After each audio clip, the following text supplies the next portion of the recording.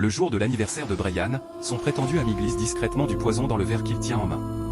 Pendant ce temps, Brian et sa femme s'embrassent tendrement, ignorant le danger qui les entoure. Soudain, la domestique surgit et donne une gifle sèche à son patron, tout en l'appelant à la suivre immédiatement. Choqué et furieux, Brian la poursuit, prêt à la frapper pour son insolence. Mais une fois à l'écart, la domestique lui révèle la vérité, le verre qu'il tient est empoisonné, et s'il tient à la vie, il doit vite l'échanger, puis retourner faire semblant d'être mort.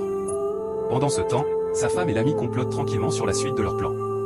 L'ami, pour éviter tout soupçon, empoisonne même son propre verre afin de pouvoir le donner à Brian si jamais celui-ci refusait de boire l'autre. La domestique s'empresse alors de remplacer les verres et remet à Brian une boisson sans poison. Sans un mot, il retourne auprès des deux complices, qui jouent parfaitement la comédie. Souriant comme si de rien n'était, Brian lève son verre. Les deux traîtres l'encouragent à boire, sûrs de leur victoire. Il avale tout le contenu en quelques secondes.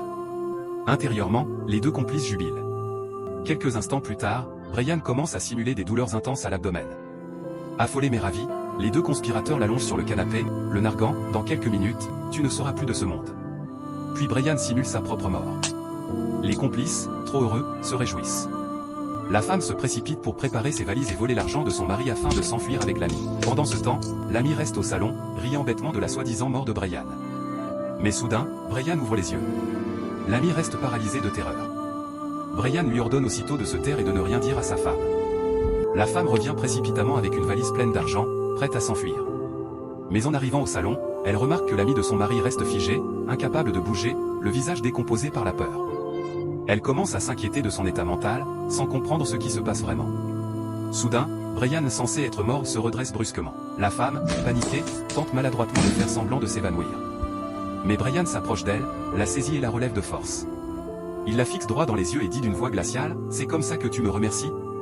Après tout ce que j'ai fait pour toi et pour ta famille. » Puis il tourne son regard vers son soi-disant ami, « Toi aussi, que je considérais comme un frère. Tu voulais m'arracher la vie pour t'occuper de ma femme, n'est-ce pas ?» Submergé par la colère et la trahison, Brian les chasse tous les deux de sa maison, sa femme infidèle et son faux ami meurtrier. Que Dieu vous protège de vos ennemis déguisés en amis. Croyez-le et écrivez Amen dans les commentaires. Et surtout, partagez cette vidéo au maximum.